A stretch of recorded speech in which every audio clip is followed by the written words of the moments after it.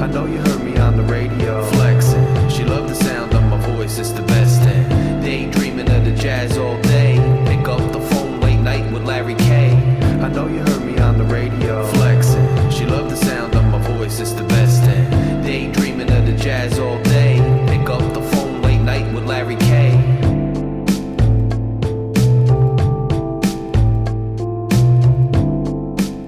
Scarlet Nation, Rutgers fans, I'm back at it. I know I missed a couple games. It's hard to keep up with, but I'm trying. I'm going to try to rev it up as much as I can.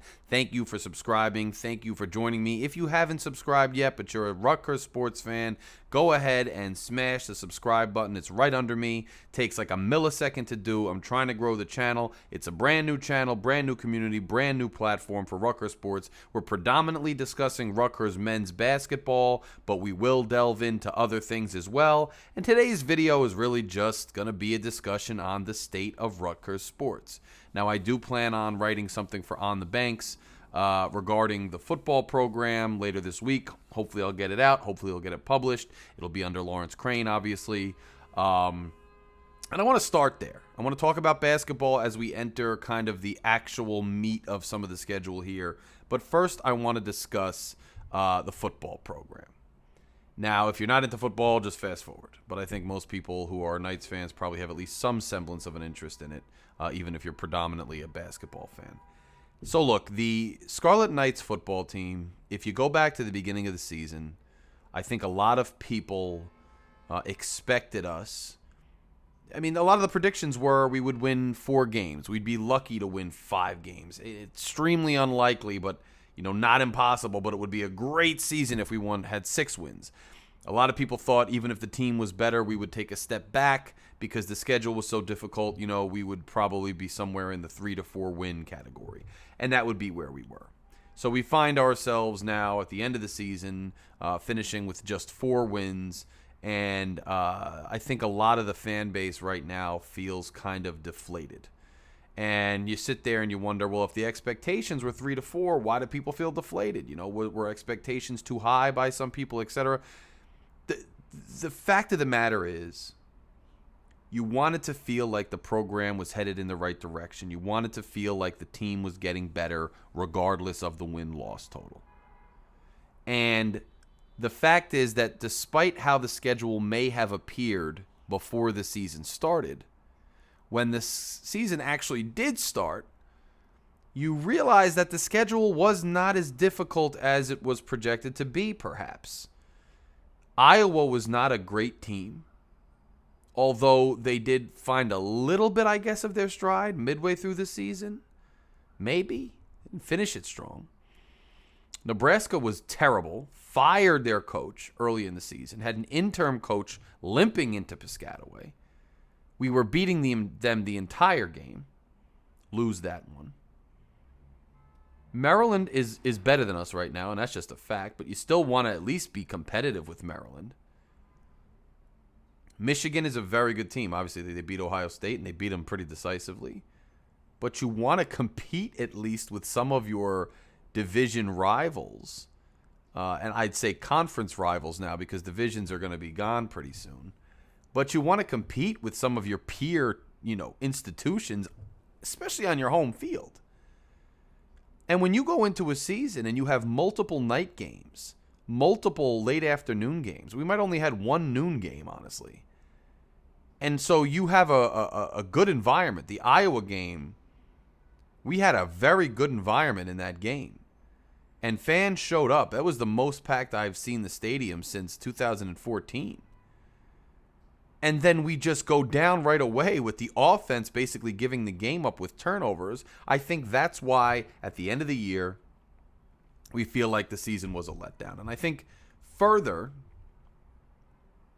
our offensive coordinator, Sean Gleason, who Schiano hired to kind of be the guide of the offense, to run an innovative offense, who led the recruitment of Gavin Wimsatt, who led the recruitment of a lot of the personnel we have, he's fired midseason. And it's because he's not doing very well calling the plays. A lot of his play calling left things to be desired. A lot of his play calling was just head scratching. And you have a quarterback who is supposed to be the future, and I'm with respect to his physical tools, his physical talent, his physical prowess, his abilities. Gavin Wimsatt has everything you would want in that regard from a young college quarterback that you're looking to develop into your future standard bearer, your future signal caller. And this was the first season that he got significant playing time and he got, extended action. But it's evident that his development, and this is just to the naked eye, this isn't from the perspective of somebody who's inside and at practice every day, so take what I say with a grain of salt, take your own perspective with a grain of salt, but it seems evident that his development throwing the football has not really progressed to the extent that you'd like to see as a fan to feel like the program is headed in the right direction, right? He's got the physical tools. We saw him make some really nice plays, especially in the first half against Michigan State. You see that there's flashes, and that's one thing we have to keep in perspective, right? You usually say with young guys, you want to see flashes. Well, we've seen flashes with Gavin. And early in the year against Boston College, for instance, when he takes off and gallops for 40 yards, you are seeing flashes. The problem is the flashes are kind of paling in comparison to the numerous miscues and his inaccuracy. Now, I'm not giving up. I don't think it's time to give up on the young man, but I understand why the program kind of feels a bit deflated. And as a fan base, Rutgers fans are a bit deflated about this. There's really no way around it, and I understand why that's the case. Another thing is NIL kicked in, and the fact of the matter is, with no sit out for transfer rules anymore, and with NIL, every offseason is going to be just open season free agency. And the fact of the matter is, Rutgers does not have the money to compete on any real level. If a bigger school wants a guy and they're going to open their pocketbook for it, Rutgers is not going to be able to compete. So holding on to our own talent, even if you strike, you got a Sam Brown, for instance, even if you strike a running back like that, there's no guarantee you keep these guys because every season is open season on everybody else's players. And so you feel like we are going to be struggling to keep our more talented players and struggling to keep them and continue to develop them, number one. And number two, when you look at the recruiting class, now I'm sure there are very talented young men in this recruiting class, and I'm sure that the staff has a vision for them, and I'm sure that they are going to be great student athletes for the university. I'm taking nothing away from the incoming recruiting class, but it's undeniable that purely from a ranking standpoint, purely from a quantitative analysis that's been conducted by various recruiting outlets and whatnot, and based on offer lists and things like that, this recruiting class is not up to the caliber of Schiano's first two recruiting classes. And so for all these reasons, you no longer feel a positive trajectory, a positive ascension for the program. And it's a bit deflating. And I will say this, though. So here's my... That was kind of why it's deflating. And trust me, I'm just as deflated as everybody else. I go to every game. I'm at the tailgate. I'm tailgating in the blue lot every week. I watch every game. And to go time and time again and week in and week out and be surrounded by opposing Big Ten fans and to not only lose but get dominated and be completely out of it by the second half is just not fun anymore. And I understand that we're not at the levels we were under Chris Ash, but we're not much farther away from that either. So it's a deflating, it's a disheartening position to be in to be a Rutgers football fan right now, because you feel like ever since our first year in 2014, ever since our first year, you feel like we're struggling. We're never going to compete. And now you have USC, UCLA coming into the conference, USC especially, and you're thinking, even though they're doing away with divisions, this conference is still extremely difficult to compete in.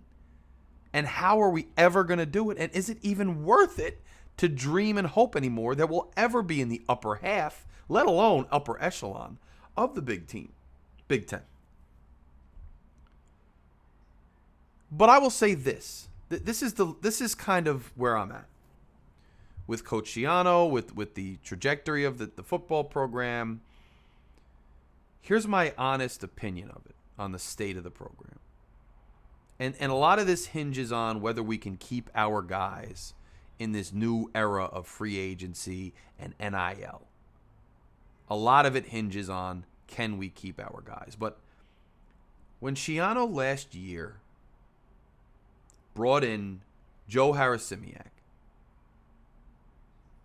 and he brought him in as the defensive coordinator, you saw an impactful and immediate and sustained change in our defense. Make no mistake, whether you watch the Michigan game, whether you watch the Maryland game, whatever game it is, the Iowa game, believe it or not, the defense was not bad. And when I say not bad, I don't just mean not terrible. The defense this year under Harasimiak, the defense this year was exceptional. The defense this year can compete with almost any team in the Big Ten, and did compete with almost every team in the Big Ten. And if Rutgers didn't have such a legacy and didn't have such a reputation as a doormat school, those goal line stands against Michigan and against Ohio State, where we're third and goal, first down, second down, third down and goal, and the defense stands and stops those upper echelon Big Ten teams. They kick field goals if Rutgers doesn't have the reputation it has. And even if they go for it, maybe we have an offense that can score. My point is, the defense, the way it played, the way it was able to put pressure on quarterbacks, the way it was able to go toe-to-toe with some of these offensive lines, maybe not for the duration of the game. They got to get stronger. They got to get bigger. They got to get deeper. But the way they were able to cover, the way they were able to generate turnovers, especially in that Maryland game early on, the defense looks pretty good. And that's something that you can hang your hat on if you're looking for something positive about the program. Something you can hang your hat on is that defense. And something further that you can hang your hat on is how young the defense is. There are a lot of young defensive players on this team that are going to be impactful for us for the next few years, provided we keep them. And you have to remember, guys like Teray, Moses Walker, these guys weren't even on the field this year. And they were projected to be some of our more talented players. Guys like Deion Jennings were a revelation. You didn't even expect them to step up. Tyreen Powell is a starter and is not even thinking about it, but this was his first year coming in as a starter. Our depth with Shaquan Loyal pretty much won us the Temple game. We have talent. I think Melton stays another year. We have talent. Wesley Bailey was a menace this year. There's a lot of guys. Lewis, there's a lot of guys. I mean, Lewis, who knows, he's not one of the younger ones. But there's a lot to be said for the defense. And Schiano, last year, he realized he hadn't made the right hire at defensive coordinator. I remember Anthony Campanile was supposed to be the defensive coordinator. But if you watched the Miami Dolphins game yesterday, you saw a ton of shots on him on the Miami Dolphins sideline, so we know why he wasn't. Schiano corrected his defensive coordinator hire, and it paid dividends because the talent was there.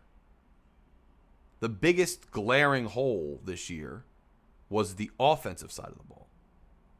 And he's already fired Sean Gleason. So now I think Schiano's entire future and the entire future of Rutgers football hinges on Greg Schiano's next hire for offensive coordinator. And I say that because I don't think the offense is devoid of talent.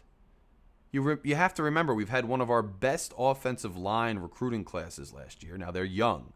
It might take them another year or two to really develop, but they're there. They're in the pipeline. You have some guys that have proven they can play.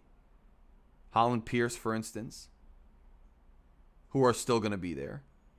And you can go out into the transfer portal, but here's why it's important for Schiano, in my opinion, and this is where I think my entire outlook on this program going forward hinges on one thing right now. Does Schiano go outside of this program as it currently stands to hire an offensive coordinator who is going to have a new vision and a fresh set of eyes for this offense? That's what it all hinges on. And it goes beyond just schematics. It goes just beyond X's and O's.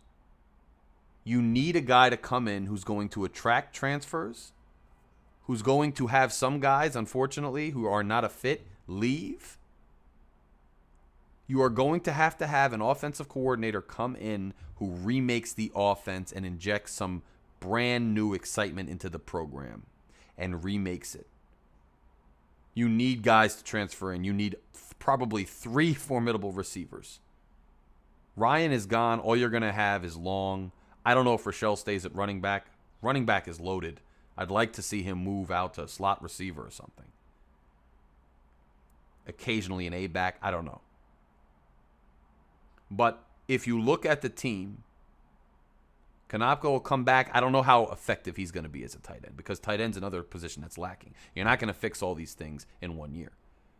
But with the raw talent you have at quarterback, whether or not that gets properly developed is remains to be seen.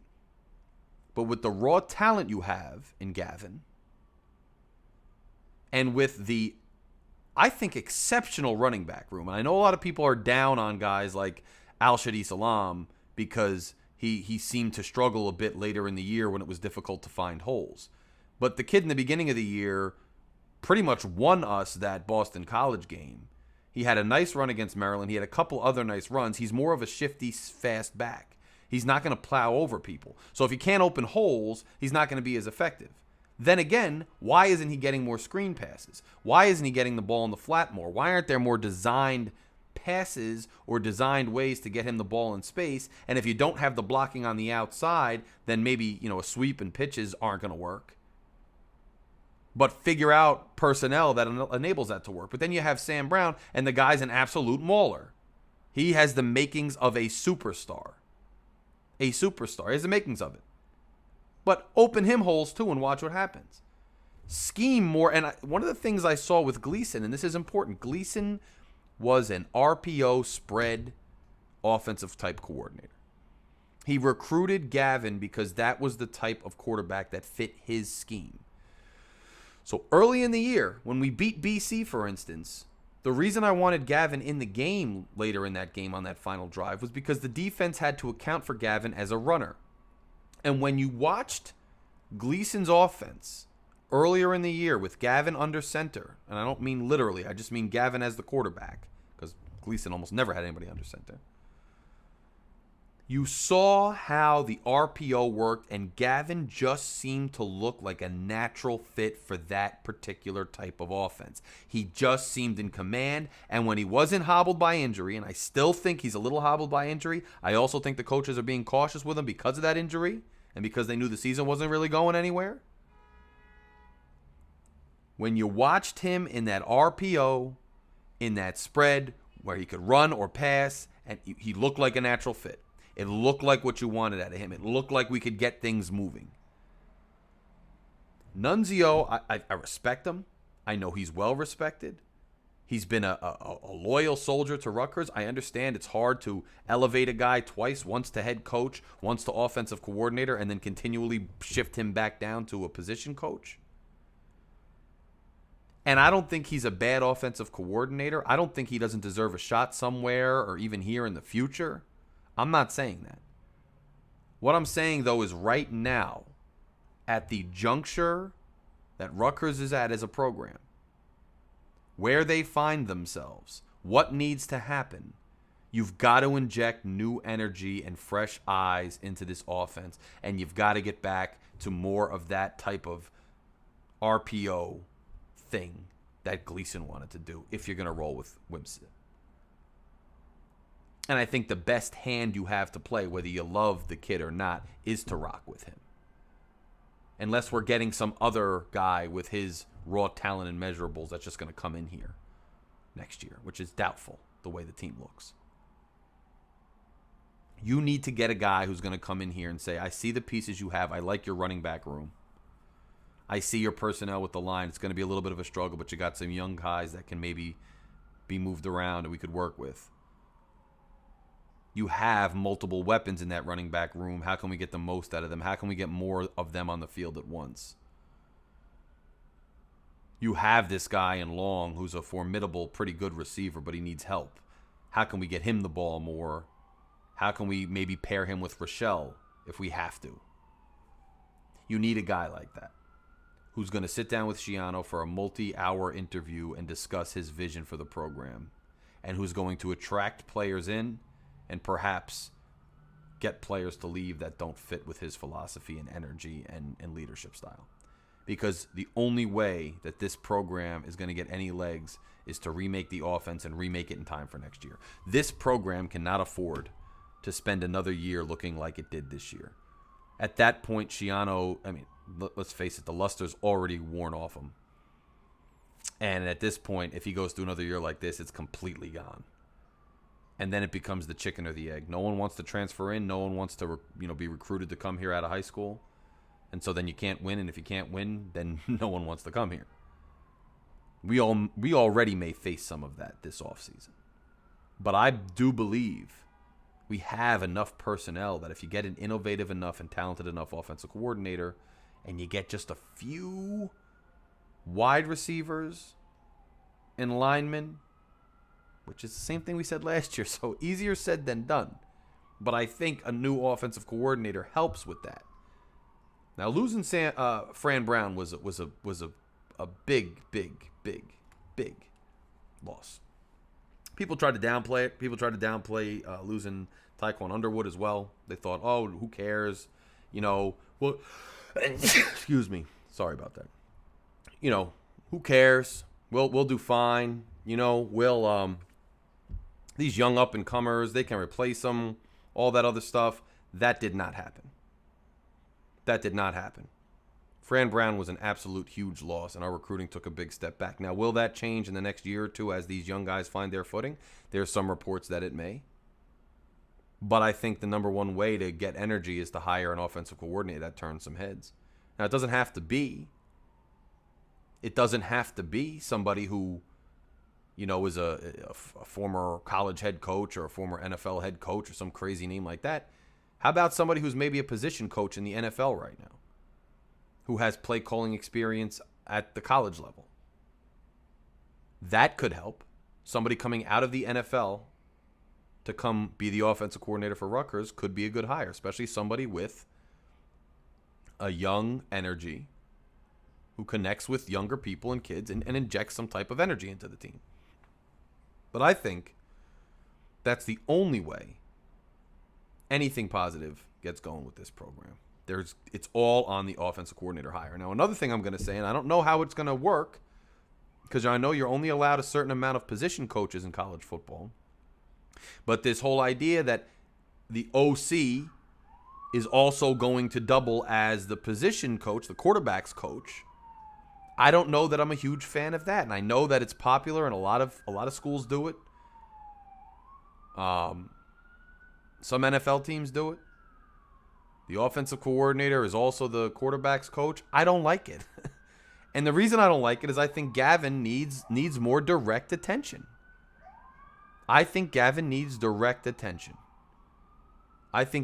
a dedicated coach who's working with just him and the rest of the quarterback room, exclusively just the quarterback room, to just develop the quarterback room and concentrate on it, and an offensive coordinator that's working with all the position groups on the offensive side of the ball.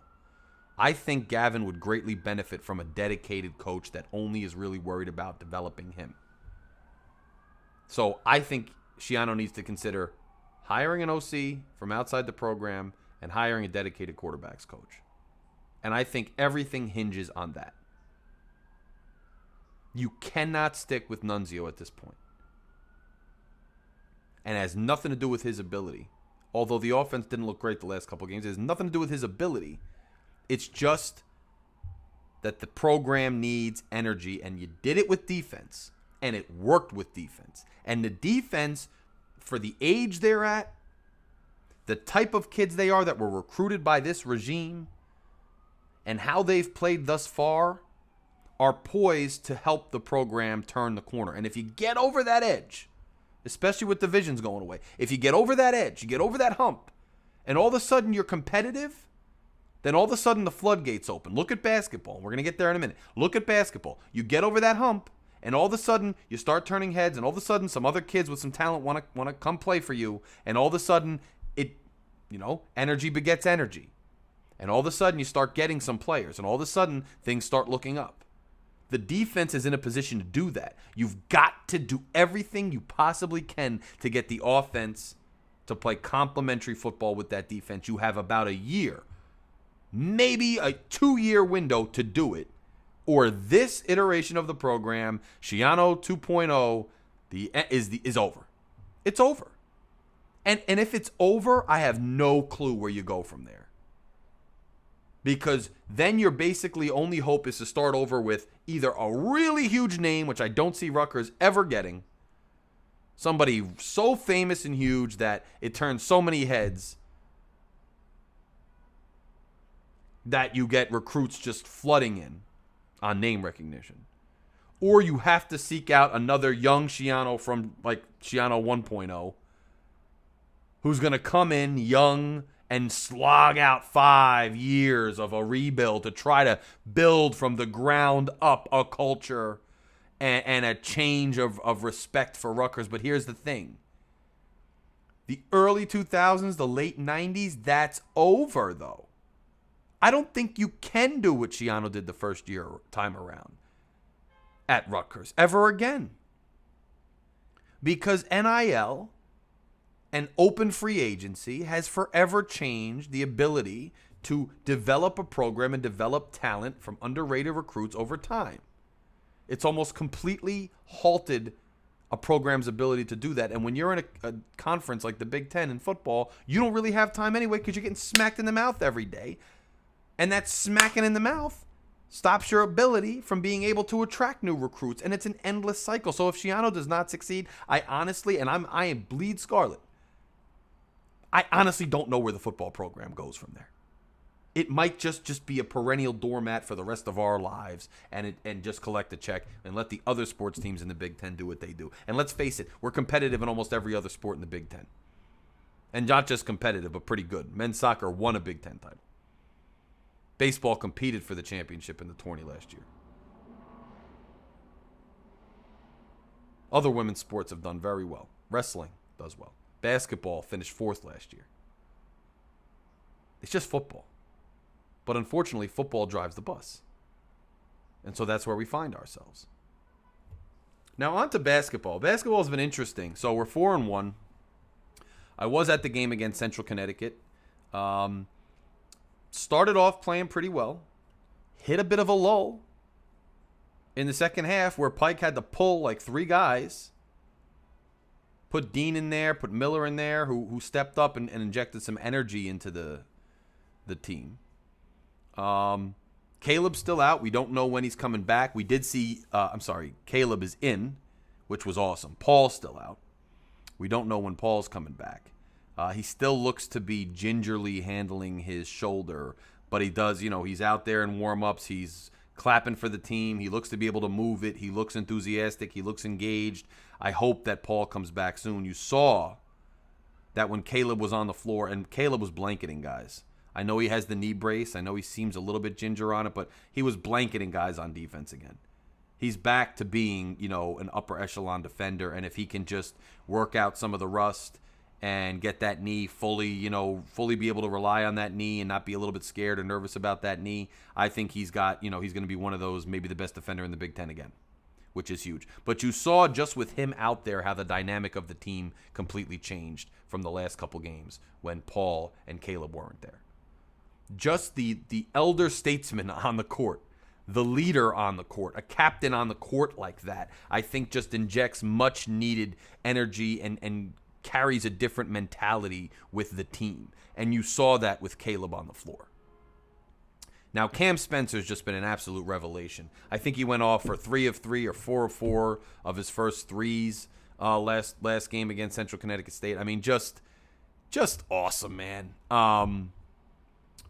He's not only a good shooter, but he steals the ball. He plays good defense, tenacious defense. He gets rebounds. He can drive in the lane and then pop up and hit a jumper. He can also take it to the rim. You're looking at guys like Cam Spencer and then Derek Simpson, and then you have Gavin Griffiths coming in next year, and you're looking at where this team is going, and then you got a guy like Woolfolk, man. That kid, he came out of nowhere. I want you to pay attention to how Woolfolk, Simpson,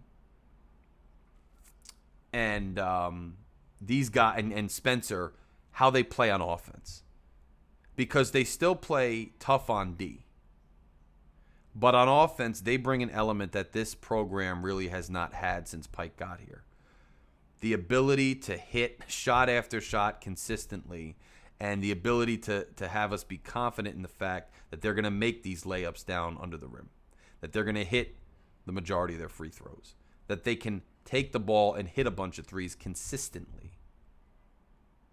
Harper got up to that point in his older years where he was more consistent in doing it. But even he would hit lulls, and everybody's going to hit lulls. But I think we're at a point where these players that Pike's able to attract are able to play two ways, both sides of the floor, and it's going to benefit the program a lot.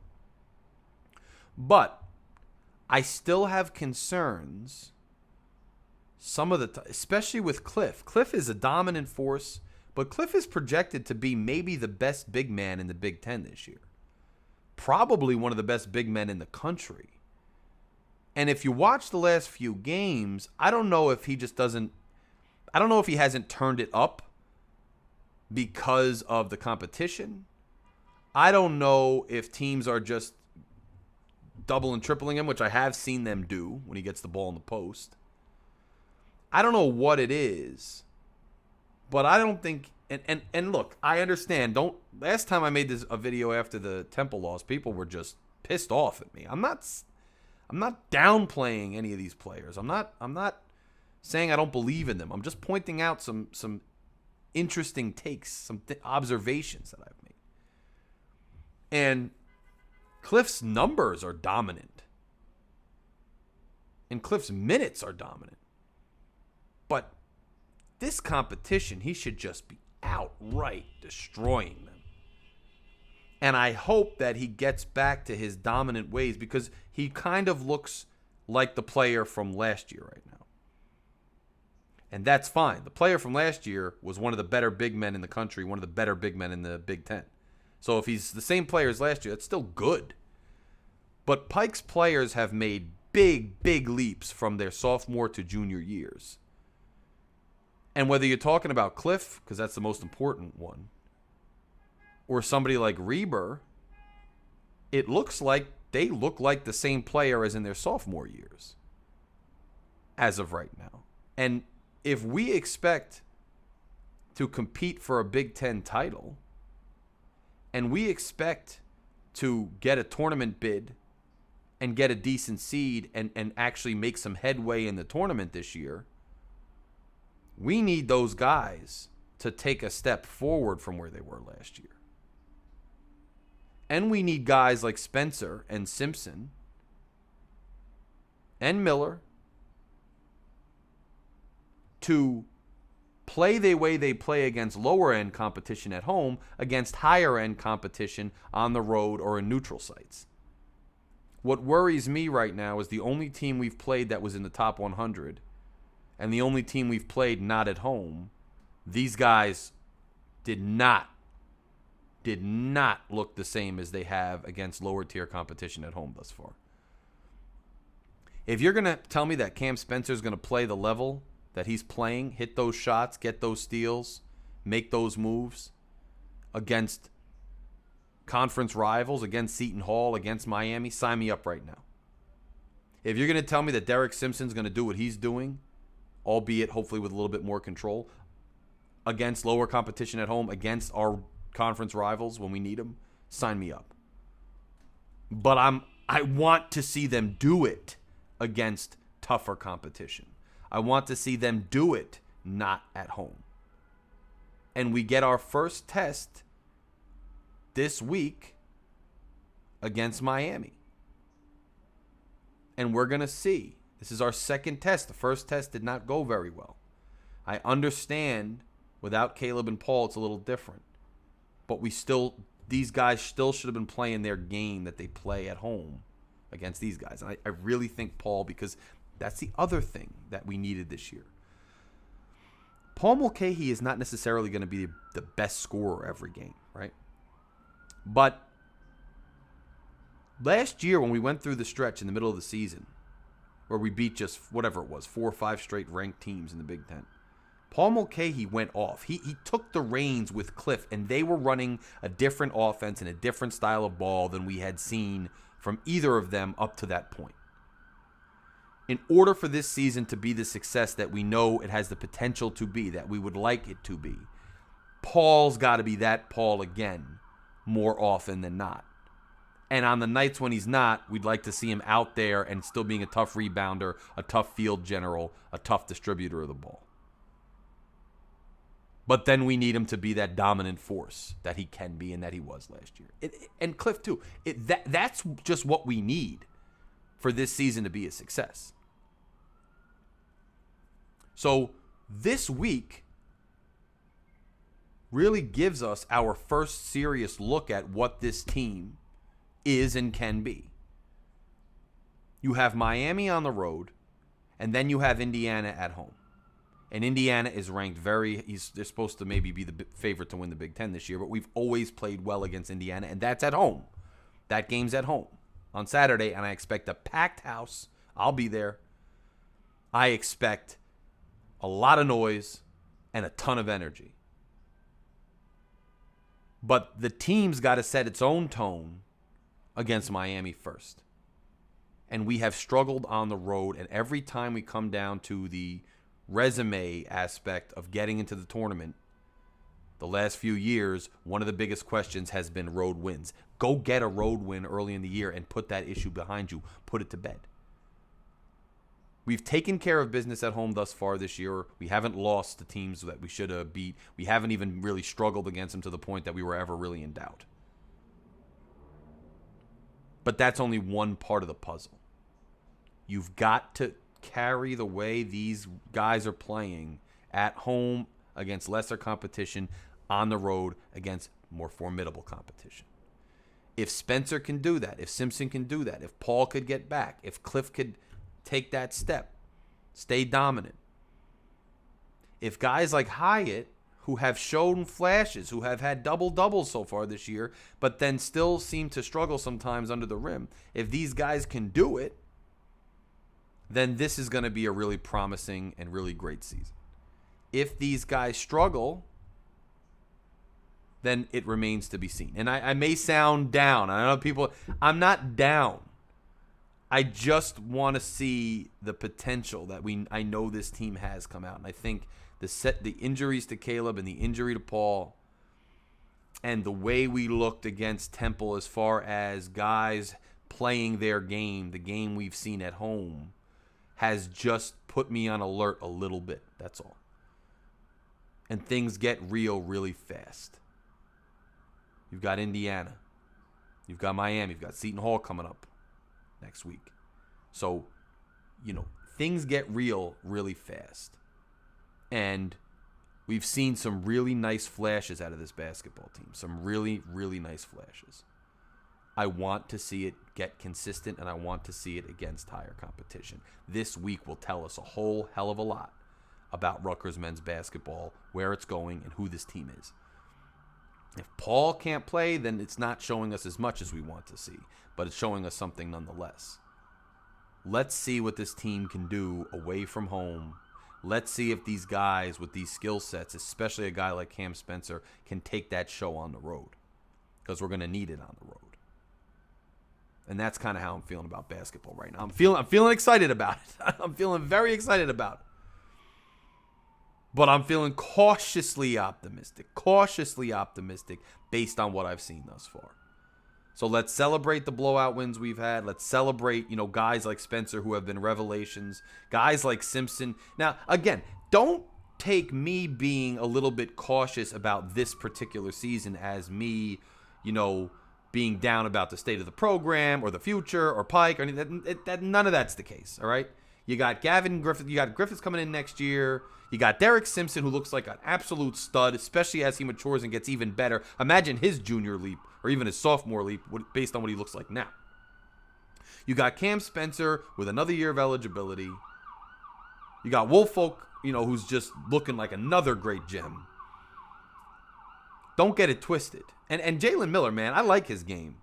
And now he's getting more confident going up and shooting the ball, getting good looks and taking them. And he's already a great defender, looking poised, coming down the court when we needed him to settle everybody down. I like him too. I like a lot of these kids.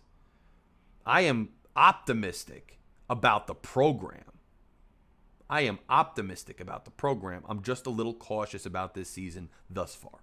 Then again, when have we not been a little bit in this mood early in a season with Pike, and he always comes through, and the team always comes through?